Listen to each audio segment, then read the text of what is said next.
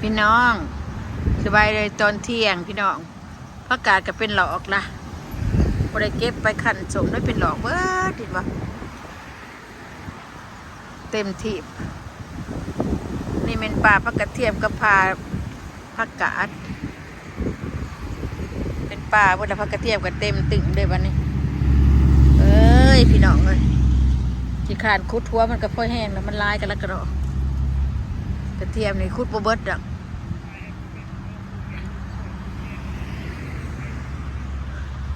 บางทีอากาศพี่น้องจักลมจักแดดเลยมันนี่นะแดดกับแดดเมืองกงใหม่เนี่ยตีงเบาๆอยู่เห็นว่าติดตกลมแห้งแท้แล้วพี่น้องขอโทษเสียงรถได้ลายบึนๆเห็นว่ากระเทียมชวนข่อยนี่ว่ามันต้นหน่อยได้พี่น้องต้นบ้าใหญ่หัวดิว่าเป็นใหญ่สำไรบุญนี่นะตัวมันห่างๆนี่ใหญ่แท้ใหญ่ว่าพี่น้องใหญ่ดี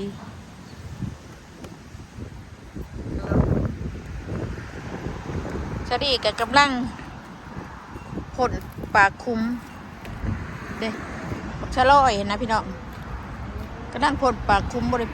ปลูกร้ายมันนั่นผลได้ปลูกแค่นี้ละชะลอยแล้วนี่นะปลูกพวกใดกินนี่จ้ะมะเขือเขากระปุกมะเขือกระปุกบัวปักน้อยกระปุกไอ้ผักบัวคอยเอาหัวมาปลูกนี่ใหญ่นะหัวได้นี่นะนี่เบี้ยบักบัวคอยบักน้อยคอยอันนั้นเบี้ยบักตัวนั้นสิได้ออกแล้วใหญ่ได้สิได้ใหญ่ทีมันอยู่มันมาปนปลูกปนกันร้ายขนาดบักบัวพี่นะโดนโลดกับโลนเกิดแล้วผัดผลร้ายว่าบไดเก็บในเบิดได้บไดเก็บหน่วยโดนลูกกระถึงสารพัดเกิดนี่ผักกาดโอมือนั่นนะมารีวิวพี่น้องเมื่อกี้ใหญ่ได้เลยนี่นะปลูกผักกาดกันเบบี้ซอยนะพี่น้องพัดโอ้แซ่บคนมักสดตายกันนี่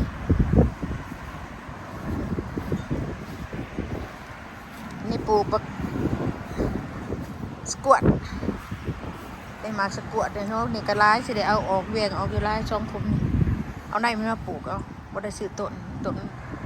ซื้อในมาปลูกเอากับบักเขือเด๋ซื้อต้นมาปลูกบักเขือก็ได้เห็นบอกพี่น้องเบื้องตีอากาศลมบ้านข่อยมีลมเด้อชกใช้พายุเขาวันไรวันหนึ่งอยู่นี่ลมร้ายลมแห้งขนาดต้นไม้ปิวโบอยู่นี่ชกใช้พายุเขาวันไรวันหนึ่งอยู่นี่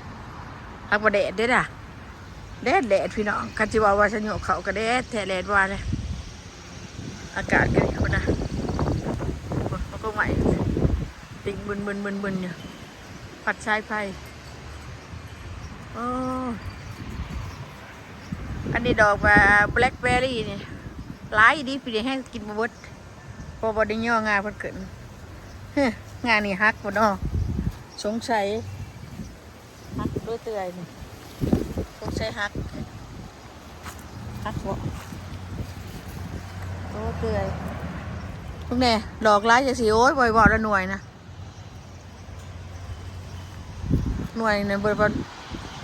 มันติดตรงเด้อเนี่ยติดแฉะแล้วเนี่ยติดร้ายกว่าปลูกง่ายอันนี้นะง่ายกว่าอันเชอรี่ปลูกยากพี่ดอกก็จะบ่มีหมากโดนเบิด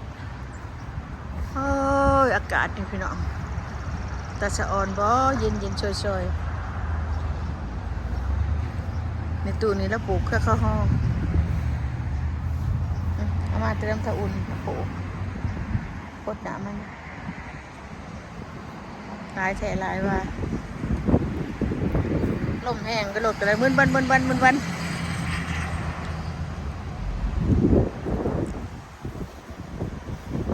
ห้งได้วันนี้พี่ดอกแดดลมก็ ว่าหนาวบ่ฮ้อนเนาะแต่ว่ามันลมแห้งโพด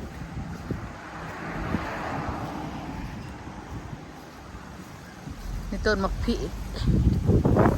ในหน่วยมาก็ดังสิใหญ่ต้นนี้ฮักก็เริ่มเป็นปีนี้แหละน้อยหนึงบ่ได้เป็นหลายต้นเนาะต้นนั้นน่ะเป็นหลายๆพอเป็นหลายดีต้นไม้อันนี้นะต้นยังใหม่อยู่นี่หน่วยพี่น้องไอ้บ่ลมแห้งบ่โอ้ยลมแห้งขนาดพี่น้องตุ่นที่เราเสือกจองไว้อยู่นะเสือกจองไว้อย่าต้นมันหักอันเงียงว่าอย่าให้เงียงโอ้ต้นนี่กระดาษเด้อหมากับบัวลายเราคนหักก็เป็นปีนบัวลายคือตัวนั้นร้ายขนาดโอ้ไวมันนี่พี่น้องก็ว่าเป็นวานนั่นอยากให้ตู่ดอกกินบักอยู่คมเลยนี่คมก็พักกระเดาอีกยำเบิ่งระยอดวันนี้คมคมอดีอะเหรอคมแห้งต้นกี่หูเขากระถ่วมหัวผมเบิ่งดูปลูกสะสังเลยนี่ทางกันดิปลูกสะสังเลยโอ้ลมแห้งดมผัดขี้หมูขี้ไก่อยู่นี่พี่น้องวางหรือแห้งบ่กลางบ้านข่อยนี่มีแต่ต้นไม้เลยอันนี้ก็หลอกหลายให้บ่จับจักมันมาจับบ่จับขนมบ่เห็นหน่วยมันว่ะจะมันจับหัวบ่จับอยู่กับบ่หลายมาชมหลอกแล้วขาวจูนพูนอยู่กินน้ำอยู่เด็กคนกำลังถอดชิ้นอยู่นี่ถอดชิ้นถอดกระดูกคางที่ไปอันเต็ดระบงมาแรกเนี่ยเอาถอดชิ้นไปกินเนี่ยปีใหม่ลาวนิวเยียร์ตูนี้เราเป็นผู้จัดการถอดชิ้นนะเราถือกันชาวบ้านโคมถอด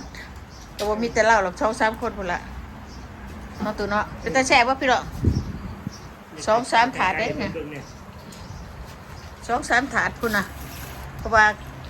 เต้นระบงมันจะห่อ12 โมงว่ะมากินกันเด้อพ่อแม่พี่น้องลูกหลานFCตายายทอดซีดกระดูกข้างหัวดักกระดูกข้างพ่อแม่พี่น้องน้ำยังอยู่หมอหนึ่งบ่นี้2 หมอคือสิเป็นหมอสุดท้ายที่บัดนี้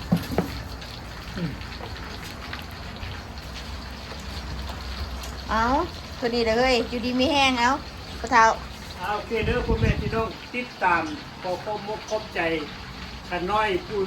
ไทยทำให้พ่อแม่พี่น้องเบิ่งกับขน้อยก็ดีใจมีลูกหลานที่ชนเข้ามากะมีหยังพี่ถือกระบินเข้ามาแล้วติเข้ามาได้พ่อแม่พี่น้องยินดีตอนหักยินดีเปลี่ยนแปลงเตะขอความมกขอบใจเบาบ่ม่วนพ่อแม่พี่น้องเพื่อทุกคนทุกคนขน้อยก็เว้าบ่ม่วนเว้ากระจกกระจากแบบนี้แหละพ่อแม่พี่น้องวิถีชีวิตดีเด้อพ่อแม่พี่น้องมีหยังกับปันกันกินโอเคบ๊ายบาย